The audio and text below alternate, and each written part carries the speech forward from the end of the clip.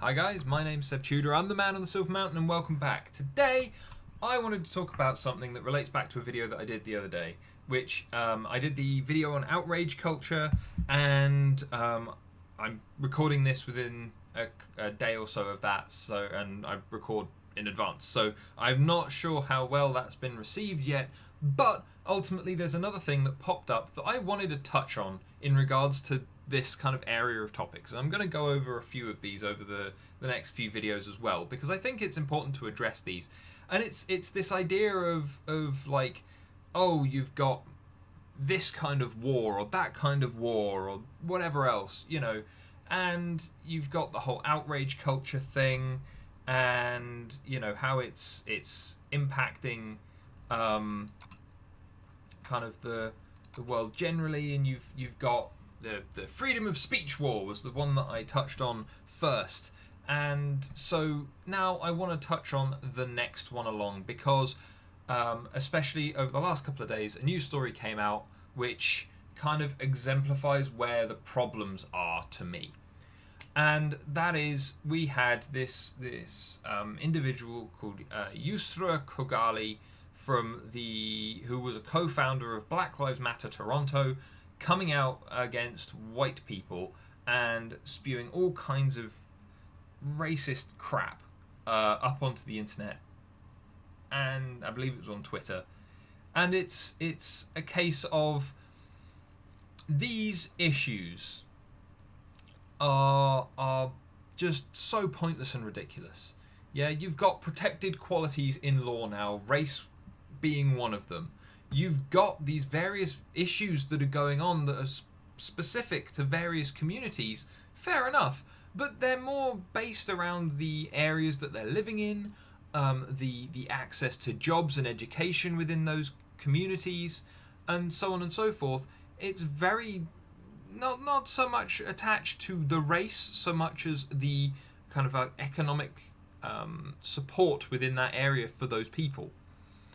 And so then when you've got these people on the extremes, both in regards to the white supremacists, kind of crazy morons on one side of things who support the kind of Hitler-esque kind of Aryan neo-Nazi or Nazi kind of thing, or you've got people like these individuals who hide behind what was originally a kind of more civil rights movement based around race into this kind of thing, where you're not only calling, in her words, whiteness is not humanness, in fact white skin is subhuman, or where you're spouting things that are just completely bollocks, in saying things like melanin enables black skin to capture light and hold it in its memory mode, which reveals that blackness converts light into knowledge.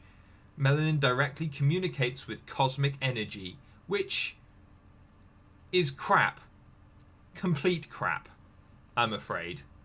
And so when you've got the obvious espousing of Nazi ideas on one side, and then you've got almost the exact same thing on the other side, it leaves the people in the middle kind of torn and broken, because we fought a world war against the ideas espoused by the far crazy right-wing kind of Nazi side of things, and yet now you've got the same happening on the left wing, and it's being given a lot more leeway, and it shouldn't be. And I want to now just address the actual race thing, yeah? Because, yes, there are differences on a genetic level between black people and white people and Asian people and whoever else, people, kind of Inuit people and Native American individuals who each one has some kind of genetic difference. And as a result, for example, there are heart medications for heart disease medications and various other bits and pieces like that may work better for a black person than a white person, or vice versa, just due to those small changes. Now, do those changes make one better than the other? No. because they aren't huge changes. They're changes that were developed over thousands and thousands and however many millions of years of evolution to allow us to cope with the environments that we lived in. That's it. That's all it did. It means that people with a darker shade of skin are probably related to someone who came from a area that was closer to the equator. You know, that had a warmer, more arid climate. Fair enough. People who were of a paler complexion are more likely to come from people who were closer to the poles, where it's cold and wet and miserable. And so you've got that's the most broad sweeping split between the two. And it's just reflected in our genes, and I have no doubt that in the future there will be further different divisions in genetics based on all manner of other things. But we have to realise that it doesn't matter. None of these things matter. We're in a world now where technology has advanced to an extent that all of those minor genetic differences are so negligible. I mean, we're obviously the same species because we're able to reproduce with one another and create viable offspring. Yeah? The idea that on any kind of level one is human and one is not, or one is more capable and more powerful than the other just on the basics, is ridiculous, because we're all flawed, we're all poorly designed, we're all continually breaking, we're burning from the inside every time we basically take a breath to one extent or another, thanks to the chemical reactions that are going on that keep us alive in a kind of odd and ironic way. And so, you know, there's no such thing as one person being better than another based purely on these ideas. You know, this was put to bed so long ago, and yet it still keeps rearing its head. And it seems to be rearing its head now more so than it has done in years, simply because you've got people who want it to be an issue. They want to make it an issue because if it's an issue, they can gain leverage. Or they can make more of a point. They can make an impact by being either someone who is always a victim or, oh yeah, someone who is always a victim. You've got the right wing who espouse their beliefs because they are being encroached upon by the unclean and the impure. And then you've got, on the other side, people who are encroached upon by the corrupt and the institutionally powerful. It's bollocks. Complete and utter lies on both sides.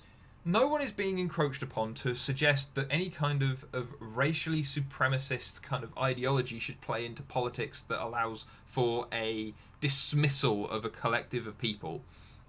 And on the other side, there is no institutional power base that is actively oppressing people within the Western world that this is taking place in. You know, you aren't getting that.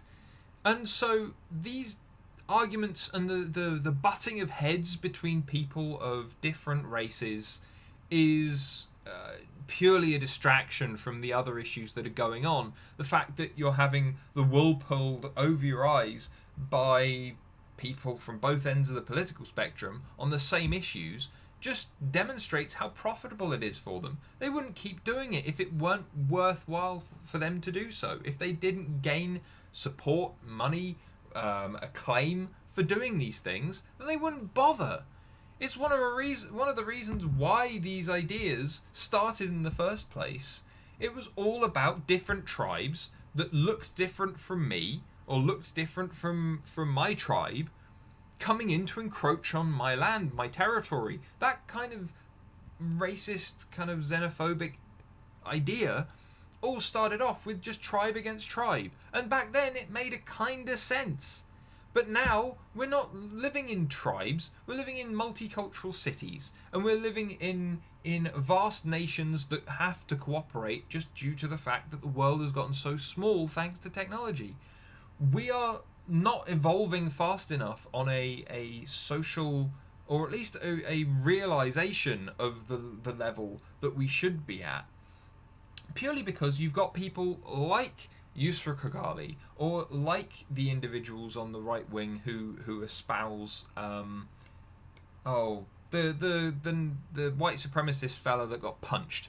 Yeah, as much as I disagree with him, and I disagree with the fact that he got punched on TV, and I can't remember his name off the top of my head, but because you've got these people who are still espousing these ideas, they're doing it to make a profit, they're doing it to gain acclaim, and they're doing it to gain support for them. They're not doing it because there's actually an issue, because the issues that are there can be related back to other things that are completely removed from race. They're starting arguments, and again they're kicking up the war for absolutely no reason but their own gain. And anyone that's buying into it, any of you people who are marching, any of you who are taking aggressive and violent actions against other people, any of you who are labeling white people as the evil for all things, especially if you're labeling white men as the evil behind all things, because that just conflates things in ways that no one wants to touch if you have any sense. You know, these issues are so devoid of race, the ones that they're actually arguing about. You know, the areas in the states that are seemingly happen to be majority black, fine, that are disadvantaged, but I can almost guarantee you that there are white people living in those neighborhoods as well who are just as disadvantaged. But they don't have some large collective gathering together and trying to deal with issues that were solved years ago. All of these traits that are being argued about through this identity politics and through these various wars that are going on that aren't actually wars, they're just whiny people whining at each other. All of these qualities that are being discussed, these components to supposed identity, they've been protected qualities for longer than I've been alive. For longer than many of the people who are going to these protests and enforcing these things and supporting them have been alive. So what's the argument about? Simply put, it's about these people, their personalities, their egos, and the fact that they want to progress with them, to inflate them further, to push their crappy, racist, nonsensical ideologies on other people. You know, you may very well be able to argue factually that black people may very well have come first because the whole human race came out of Africa to the best of our knowledge. And so, fair enough. You could say that as a result, then those people who have descendants who are native to Africa, or those people still living in Africa, may very well be the individuals who are most closely linked to our originators, to our progenitors. But then you have to take into the account the whole of human history and all of the accomplishments made by people all over the world. We're all connected, we're all the same people, we all have to live on this planet together. Dividing ourselves just because one person looks one way and one person looks another due to some very, very, very minor genetic differences is absolutely pointless. But anyway, that's my 2 cents. What do you guys think? This whole race war thing that continually gets brought up for all manner of different reasons. And when you've got people like this on one side and people like the neo-Nazis and the crazy people on the other side, what are we in the middle who are trying to make the world work supposed to do? I'd love to have your feedback on that. I'd love to have your ideas, because my thoughts are discussion, education, and pointing out that these arguments, these things that are being said are nonsense. Making sure that people have that understanding that these things have no foundation, and that if you let them wash away instead of continually trying to rebuild them each time, then they'll go away. But as said, I want to know what you guys think. Please tell me down in the comments, and thank you very much for watching. I will see you guys in the video tomorrow, and take care. Thank you very much for watching, guys. If you found this at all informative or useful or just entertaining, then please drop me a like so I know to make more like this, and subscribe for more. And I will see you in the video tomorrow. Take care.